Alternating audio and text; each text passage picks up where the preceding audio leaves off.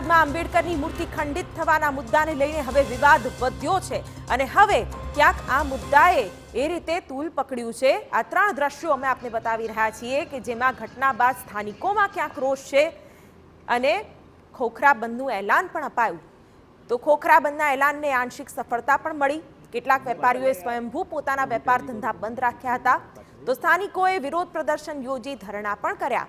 આ તરફ મૂર્તિનો વિવાદ રાજનીતિનું પણ કારણ બન્યો છે। ભાજપ અને કોંગ્રેસ નેતાઓએ પોલીસ કમિશનરને રજૂઆત કરી તો કોંગ્રેસના ધારાસભ્ય જિગ્નેશ મેવાણીએ ભાજપ પર આંબેડકર વિરોધી વલણનો આક્ષેપ લગાવ્યો તો ભાજપે કડક કાર્યવાહીની માંગ સાથે કોંગ્રેસના આરોપો ફગાવ્યા। તો વિરોધના વંટોળ વચ્ચે ક્રાઇમ બ્રાન્ચે ઘટનાના ગણતરીના કલાકોમાં જ 2 આરોપીઓની ધરપકડ કરી છે।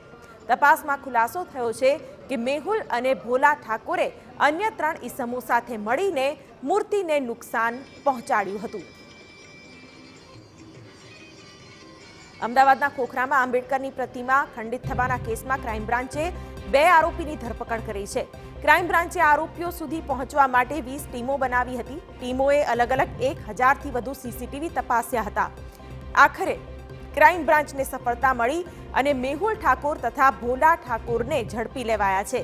જો કે ગુનામાં સામેલ અન્ય 3 આરોપીઓ હજુ પણ પોલીસ પકડથી દૂર છે, જેમને શોધવા પોલીસ તપાસ તેજ થઈ છે। તો આંબેડકરની પ્રતિમા ખંડિત થવાના કેસમાં મોટો ખુલાસો પણ સામે આવ્યો છે। તપાસમાં સામે આવ્યું છે કે જૂની અદાવતમાં આરોપીઓ બદ ઇરાદા સાથે આંબેડકરની પ્રતિમાને નુકસાન પહોંચાડ્યું હતું। જુગનદાસની ચાલી વિસ્તારમાં નાડિયા અને ઠાકોર સમાજ વચ્ચે પાછલા કેટલાક વર્ષોથી વિવાદ ચાલી રહ્યો છે। વર્ષ 2018માં પણ બંને સમાજ વચ્ચે રાયોટિંગ થયા હતા અને સામસામે ફરિયાદ નોંધાઈ હતી તો ઝડપાયેલા આરોપીઓ પણ ગુનાહિત ભૂતકાળ ધરાવતા હોવાનું સામે આવ્યું છે। ઉલ્લેખનીય છે કે આરોપીઓનું પગેરું મેળવવા સીસીટીવી મહત્વની કડી સાબિત થઈ।